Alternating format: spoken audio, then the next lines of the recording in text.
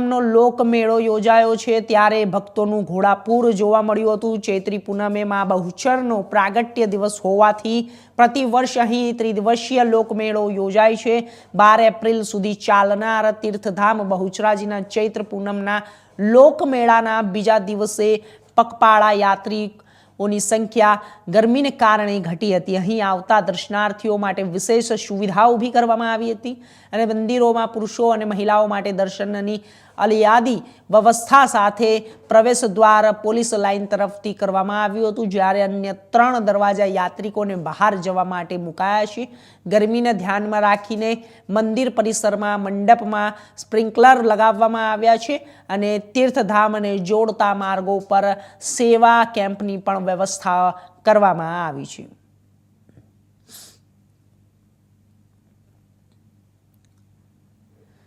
તો ત્રિદિવસીય મેળાનું આયોજન કરવામાં આવ્યું છે। પ્રતિવર્ષ અહીં ત્રિદિવસીય મેળાનું આયોજન કરવામાં આવે છે। તીર્થધામ બહુચરાજીમાં ચૈત્રી પૂનમનો લોકમેળો યોજાય છે ત્યારે ભક્તોનું ઘોડાપૂર જોવા મળતું હોય છે। ચૈત્રી પૂનમે મહાબહુચરનો પ્રાગટ્ય દિવસ હોવાથી પ્રતિવર્ષ અહીં ત્રિદિવસીય લોકમેળો યોજાય છે। 12 એપ્રિલ સુધી ચાલનાર તીર્થધામ બહુચરાજીના ચૈત્ર પૂનમના લોકમેળાના બીજા દિવસે પગપાળા યાત્રીઓની સંખ્યા ગરમીને કારણે ઘટી હતી।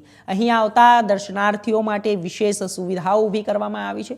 મંદિરમાં પુરુષો અને મહિલાઓ માટે દર્શનની અલાયદી વ્યવસ્થા સાથે સાથ પ્રવેશ દ્વાર પોલીસ લાઇન તરફથી કરવામાં આવ્યું છે, જ્યારે અન્ય 3 દરવાજાઓ યાત્રિકોને બહાર જવા માટે પણ મૂકવામાં આવ્યા છે। ગરમીને ધ્યાનમાં રાખીને મંદિર પરિસરમાં મંડપના સ્પ્રિંકલર લગાવવામાં આવ્યા છે। તીર્થધામને જોડતા માર્ગો ઉપર સેવા કેમ્પની વ્યવસ્થાઓ પણ કરવામાં આવી છે।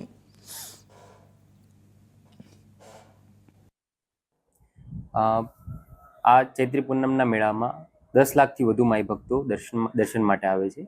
એમાં જે પગપાળા યાત્રિકો આવતા હોય છે તેમની સુવિધા માટે તેમજ જે પણ દર્શનાર્થીઓ આવે છે એમને એક સાંસ્કૃતિક કાર્યક્રમનો લાભ મળી શકે એ હેતુથી 14ના દિવસે સાંજે 9 વાગે સાંસ્કૃતિક કાર્યક્રમ અને લોક ડાયરાનું આયોજન કરવામાં આવ્યું છે, જેમાં ગુજરાતના સુપ્રસિદ્ધ કલાકાર સાઈરામ દવે ઉપસ્થિત રહેવાના છે। આ કાર્યક્રમમાં મોટી સંખ્યામાં ભક્તો જોડાય અને એનો લાભ લે એવી વિનંતી છે। ચુવાડ પંથકમાં માં બહુચર બિરાજમાન હોય 4 જિલ્લાની ભેટે આ મંદિર અને માના એક દર્શન કરવા માટે આજુબાજુના લગભગ 100-200 ગામડાઓ અહીંયા દર્શન કરવા આવશે। એની ધ્યાન રાખી અને એની સરકારે વ્યવસ્થા કરી છે, વહીવટે વ્યવસ્થા કરી છે। સાથે સાથે યાત્રિકોને વિનામૂલ્યે ભોજન મળે, આરામ મળે, આરોગ્યની સગવડતા મળી રહે એવી વ્યવસ્થા તંત્ર તરફથી કરવામાં આવી છે।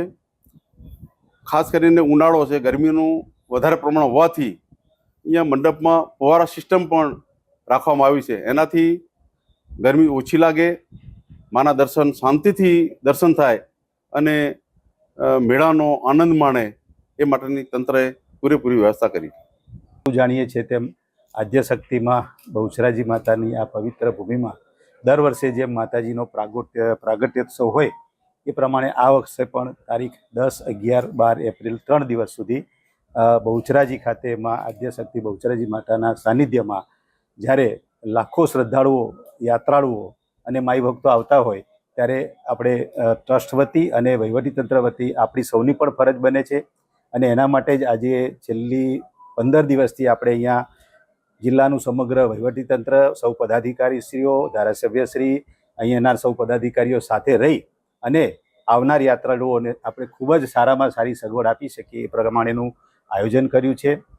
આયોજનની વિગતે વાત કરું તો 2 તબક્કામાં અમે મિટિંગો કરી, પદાધિકારીઓને પણ સાથે રાખ્યા, એમના પણ સૂચનો લીધા, ગામના આગેવાનો, વેપારી મંડળો એમને પણ સાથે રાખ્યા અને આવનારા જે લોકો છે વિવિધ રસ્તા ઉપરથી આવે છે, માની લો કે સુરેન્દ્રનગર જિલ્લા તરફથી આવતા હોય, અમદાવાદ તરફથી આવતા હોય, મહેસાણા તરફથી આવતા હોય,